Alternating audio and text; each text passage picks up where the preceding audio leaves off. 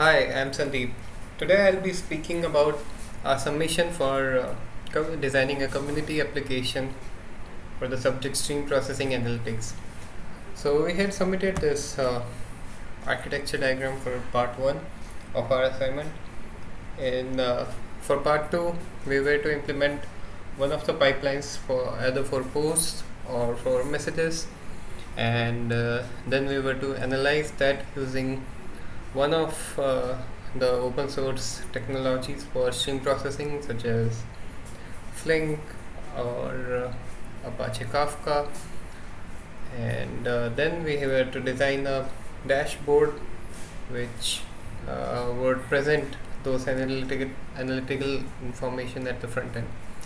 So we chose to implement the posts pipeline, and for that, what we implemented was minimalistic but sufficient to run that pipeline on the machine which we had. We had a single machine, we didn't have a cluster of machines, so we implemented one of the microservices in Django, and we integrated Kafka and Cassandra on the back end, as we are shown on our architecture diagram. This Kafka analytical pipeline then again writes to Cassandra, but in a different table, which can be accessed through the same Django interface with a different API, and the dashboard itself is hosted on the same Django platform.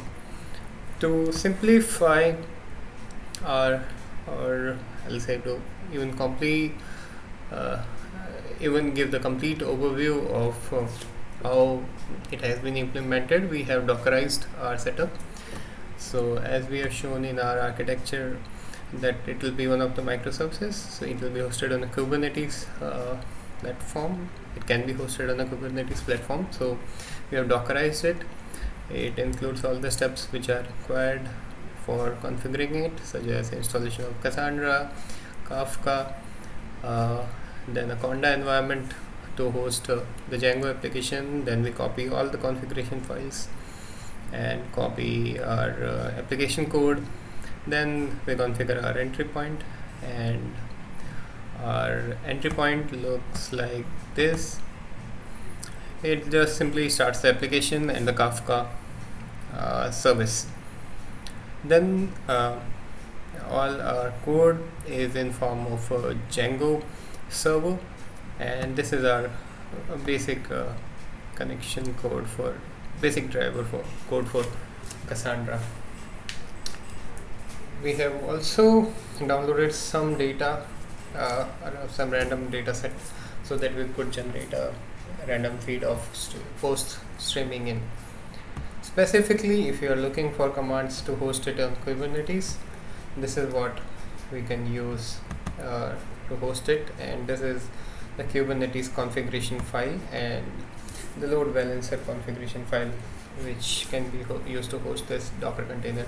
But if you just want to run this Docker container, you can simply use this Docker file, build it and run it.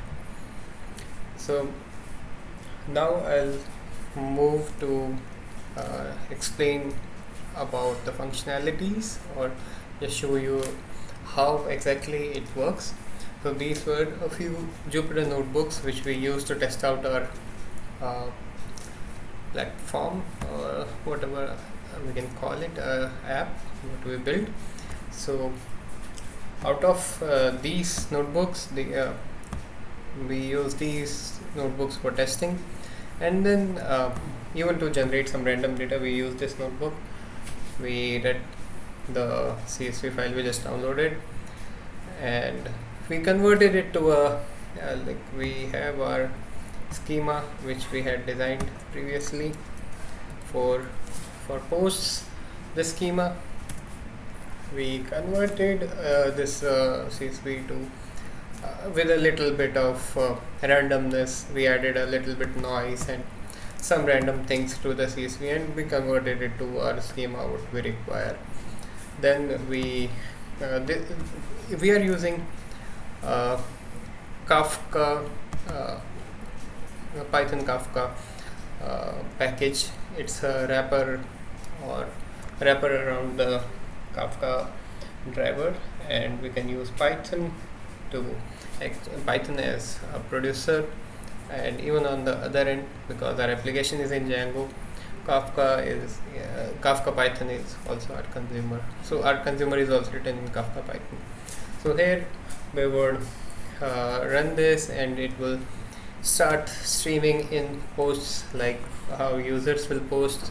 You can see that on a single machine we limited it a little bit so that our producer and consumer can work at a similar pace. So it was producing around 1000 posts per second. We tested around 1 billion of posts, and then this is how our consumer driver looks. It's this all code is also in the application, but it looks a lot better here.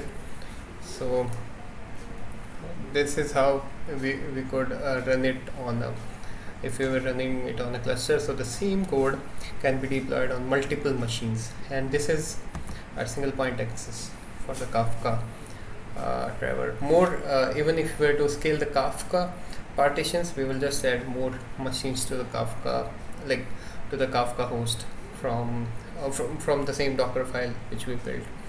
Once our producer is producing streams, we can then turn on this Kafka consumer, and we can start iterating over the posts, do whatever stream analytics we want to do. Here we inferred that whether our post contains media, whether it's a global post, to change it to post, but for now it will work, a group post, or is it age restricted, or it is offensive.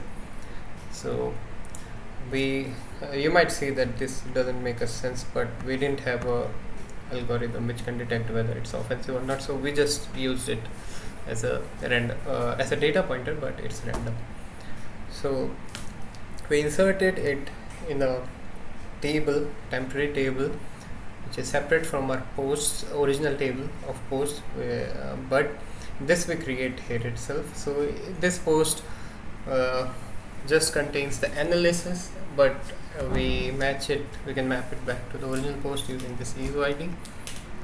Then just to see how our query looks, we can see this notebook, and this is how we run our query. So let's say if I want to know in the last hour how many group messages or global messages were posted, so, or I want to know in the last hour the top authors. So we can do a query like this with some Python code, because Cassandra is a little bit difficult to sort on derived columns. Then this is how our API looks. If specifically this get analytics data API will return a response like this: post stats, top authors with their ranking and the number of posts they are doing. A front-end dashboard, it can be more fancy, but we were just completing the functionality till now, so we thought fancy we won't be able to do more fancy, but yes, functionality wise we can use the metrics and even the ranking. We can show these are the top authors. This list can be used for trending or anything else, anything you want to show. You can see that the city of Houston has the highest number of posts, 10,500 posts, ranked 1. Then county of Harris after that. So state of Texas, something like that. So this is how our application works, and here are all the APIs which we created. This is the create post API. If you want to create a post, this API should be used. And yes, I have a Postman doc documenting these basic APIs, their responses. So we have three APIs which we basically use without analytics.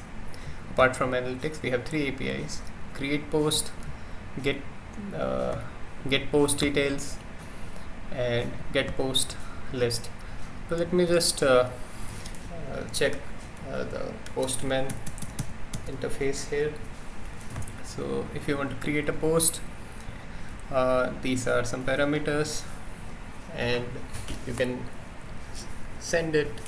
It'll create a post for you. Then okay, let me try sending it.